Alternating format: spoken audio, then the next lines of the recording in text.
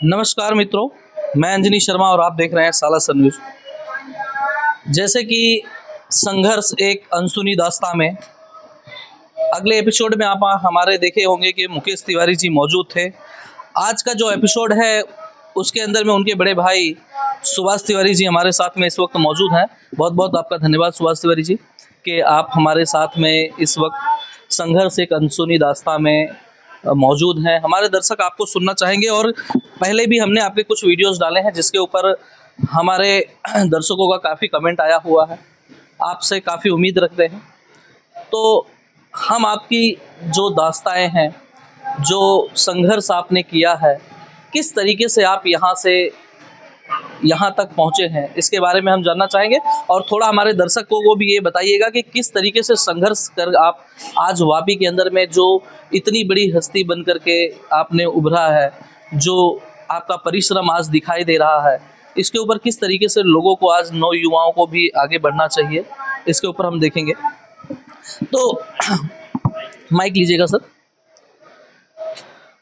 पहला तो सवाल सर मेरा ये आपसे है, आपने एजुकेशन कहाँ से लिया, पढ़ाई कहाँ से शुरू की? एजुकेशन हमने वापी से ही लिया है।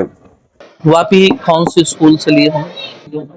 आरजीएस स्कूल से हमारी पढ़ाई हुई, 12 तक पढ़ा। फिर घर की परिस्थिति खराब होने के कारण मैं पुनः पढ़ाई छोड़कर घर को संभालने के लिए व्यवसाय में आ गया और व्यवसाय के साथ साथ हिंदुत्व के काम से भी जुड़ा रहा। सन 1977 में श्री जयप्रकाश नारायण जी ने एक आंदोलन छेड़ा था। उस आंदोलन से हम प्रभावित होकर उस आंदोलन में हमने भाग लिया था। उसके बाद के इलेक्शन में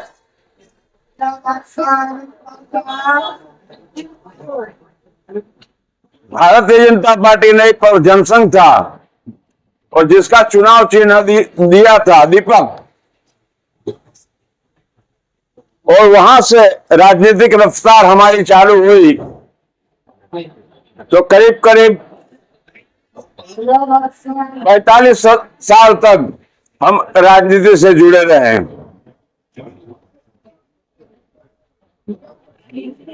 लेकिन उन 45 सालों के अनुभवों में मैंने वनवासी में मोदी जी के साथ भी काम किया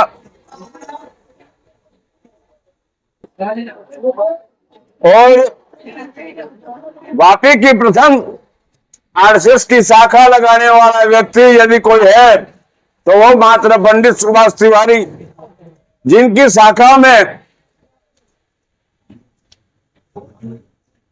उस समय करीब करीब 40-45 साल पहले 70 से 80 की संख्या में संघ के स्वयंसेवक आते थे। और आज जो भी स्वयंसेवक हैं वापी के, वो हमारे द्वारा ही निकाले गए हैं। किंतु परंतु नहीं, एक वास्तविक बात है कि आज मेरी उम्र 63 साल है। मैंने देखा कि इस संघर्षमय जीवन में स्वयं मुगेंद्र साहब, अगर मेरे पास धन दौलत है, मेरे पास सहन करने की शक्ति है, तो ही मैं संघर्ष कर सकता हूं, अन्यथा किसी के उपेक्षा से या सहयोग से मैं संघर्ष नहीं कर सकता हूं। इतने सालों की राजनीतिक सफर में मैंने देखा संपूर्ण गुजरात में उत्तर भारत के करीब करीब 20 से 25% होंगे, लेकिन आज तक मेरी बात तो छोड़ो, किसी भी भारतीय जनता पार्टी के उत्तर भारतीय समाज के आदमी को पदाधिकारी बनाया हो प्रदेश का, या प्रदेश कार्यकारिणी में लिया हो तो आप मुझे बता सकते हैं। जैसे कामुक व्यक्ति कॉन्डम का उपयोग करके फेंक देता है, इसी तरह मैंने देखा, लोगों ने देखा कि नहीं देखा ये मुझे नहीं पता है, लेकिन मेरे जीवन का यह अनुभव है कि यहां के जो भी भारतीय जनता पार्टी के प्रदेश लेवल के, जिला लेवल के जो भी कार्यकर्ता हैं या पदाधिकारी हैं, उन्होंने मात्र उत्तर भारतीयों का उपयोग कॉन्डम की तरह ही किया है। जब तक उपयोग आया लिया, उसके बाद समाज के आदमी को फेंक दिया। यह मेरा प्रत्यक्ष अनुभव है। बाकी अतुल में सीताराम आश्रम में चलाता हूं, वहां की संपूर्ण व्यवस्था में करता हूं। AK-47 में इज्जू से पकड़ा गया था, पंच में मैं ही था कि उसको सजा मिली थी। बाकी वलसाड़ जिले का कोई भी आदमी उसमें तैयार नहीं हो रहा था। इज्जू से दाऊद का आदमी था जिन्होंने बम विस्फोट किया था बॉम्बे में, उसके अंतर्गत उसकी अरेस्ट हुई थी। तो पंच में मात्र सुभाष तिवारी ने गवाही दी थी कि वो 7 साल अंदर रहा था। आपने अपने जीवन में जो संघर्ष किया है, उसमें ऐसी कौन सी चीजें हैं जिसमें आपको काफी कठिनाइयों का सामना करना पड़ा होगा? ऐसा कोई एक काम जिसको करने में आपको काफी कठिनाइयों का सामना करना पड़ा? कह तो रहा हूं कि मेरे जीवन में, राजनीतिक जीवन में खाली कठिनाइयों से ही भरा मेरा सफर था। हम सफर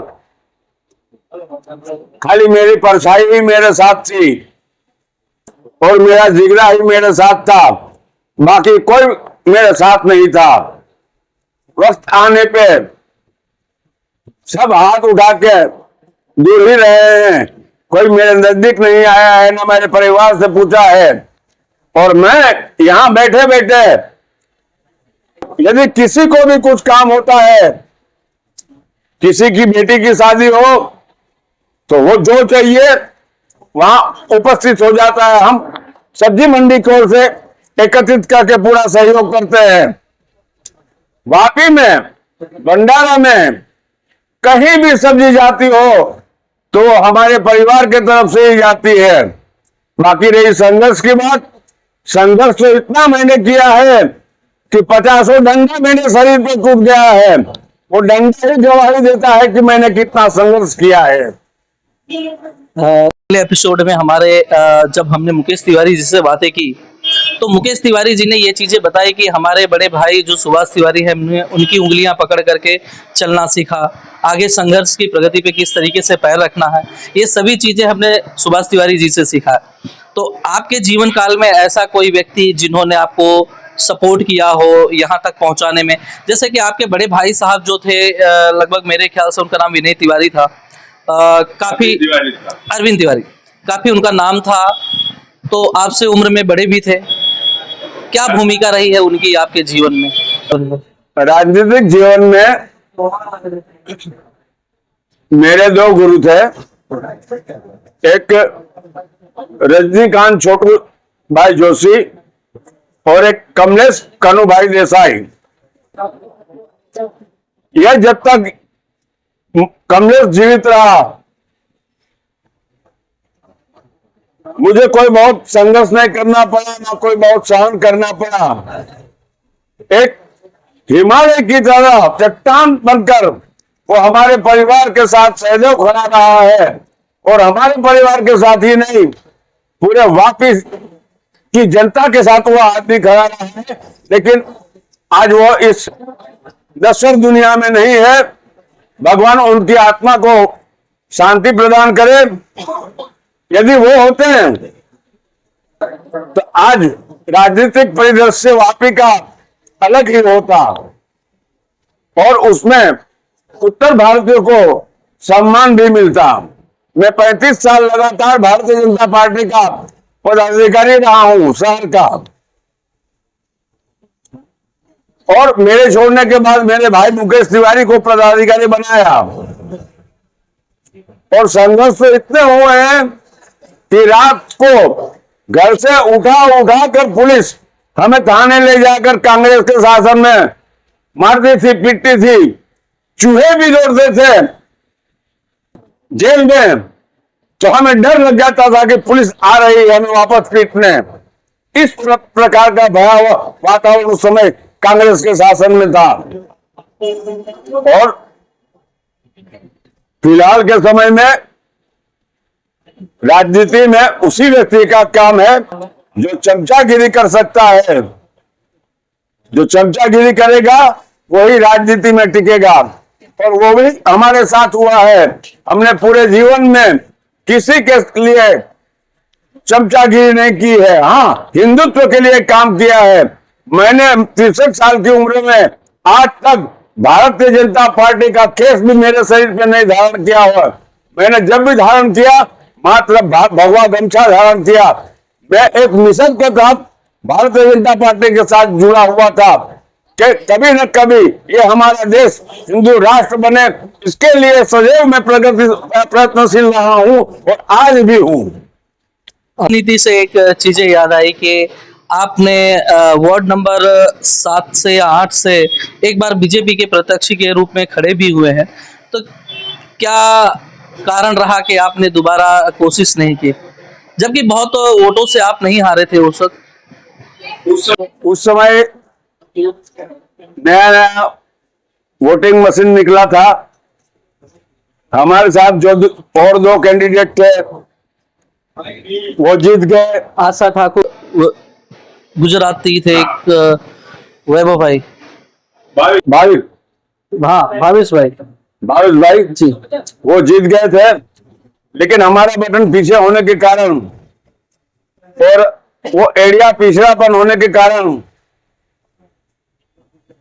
लाइसेंस नहीं बन पाया, और जो आगे के नाम थे वहीं वोट गिरे, और उसके परिणाम स्वरूप में हार। सब्जी मार्केट के अंदर में इस तरीके से फिर आपने कैसे विचार बनाया होगा अपने जीवन में कि मार्केट से आप जो अभी आप फिलहाल में सब्जी मार्केट के अंदर में क्या भूमिका है आपकी इस यहाँ पर? हम सब्जी मंडी वापी बाजार सब्जी मंडी व्यापारी अध्यक्ष के पद पे हूँ, और यहाँ के व्यापारियों से कोई भी समस्या होती है तो उसको हम गाइड करके उपले अधिकारियों तक उस बात को रखते हैं। आज 45 से 50 साल से ये मार्केट जो टिकी हुई है वो मात्र और मात्र स्वर्गीय कमलेश भाई देसाई, स्वर्गीय निरंजन रावल, स्वर्गीय अतुल राय, इन्हीं की मेहरबानी है कि जब भी मार्केट पे आफत आई तो उन लोगों ने संघर्ष किया, और उस संघर्ष में वो मार्केट के बचाने के लिए जेल में भी बेचारे गए हैं। उनके लिए जितना भी उत्तर भारत से गुणगान गाए वो कम होगा। सब्जी मंडी के लिए वो भगवान से भी अधिक हमारे लिए महत्व के व्यक्ति थे। पारिवारिक आपको किस तरीके का सपोर्ट मिला, परिवार से आपका कैसा सहयोग रहा है? परिवार में मेरे बड़े भाई का नाम अरविंद तिवारी है, जिनका देहांत हुए करीब 20 साल हुआ। वो मेरे भाई ही नहीं, मेरे बाप तुल्य थे। वो बड़े होकर भी पूरा घर का नेतृत्व मेरे ही हाथों में प्रदान कर दिया था, और उनका जो स्वभाव बहुत सरल और शांतिमय था। संसार के विषयों से उनको कोई बहुत महत्व नहीं था, और उनके जाने के बाद मेरे परिवार को खोट पड़े ना पड़े, लेकिन मेरे जीवन में आज भी उनकी खोट सताती है कि वो जब रहते थे तो हमें मार्गदर्शन भी दे देते थे, मार्गदर्शन भी करते रहते थे और हमारी पीढ़ी भी संभाल लेते थे।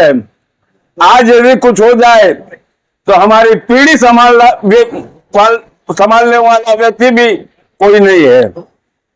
ये जानना चाहेंगे कि आप उत्तर भारतीय होते हुए आज गुजरात में किस तरीके से और कौन से समय में आप लोग यहाँ प्रवेश किए थे और कितने वर्ष हो गए होंगे आप लोगों को यहाँ पे? करीब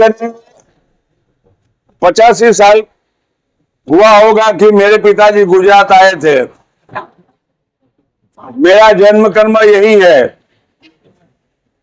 लेकिन